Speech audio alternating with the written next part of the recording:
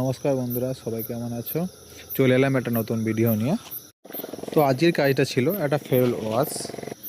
সরকারি জলের লাইনে জল আসছিল না, তাই আমাদের ডাকা হয়েছিল। তো আমরা গিয়ে ফেরুলটা ওয়াশ করে দিলাম। তারপর তোমরা দেখতেই পাবে যে জলের স্পিডটা কতটা বেড়ে গেছে।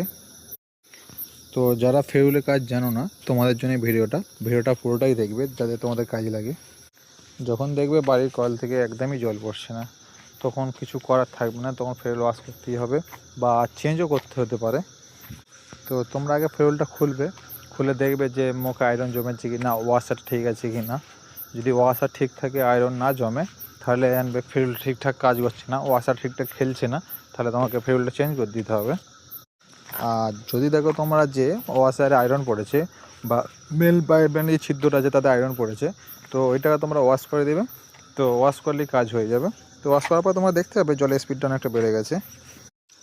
প্লাম্বিং রিলেটেড আরও ভিডিও দেখার জন্য অবশ্যই চ্যানেলটিকে লাইক করবেন, আপনার যত প্লাম্বার বন্ধু আছে সবার সাথে শেয়ার করবেন, এবং আরও নতুন নতুন পাইপলাইন ভিডিও দেখতে চাইলে চ্যানেলটিকে সাবস্ক্রাইব করে রাখবেন। তো চলুন, দেখা হবে আবার পরের ভিডিওতে। ভালো থাকবেন, পাশে থাকবেন।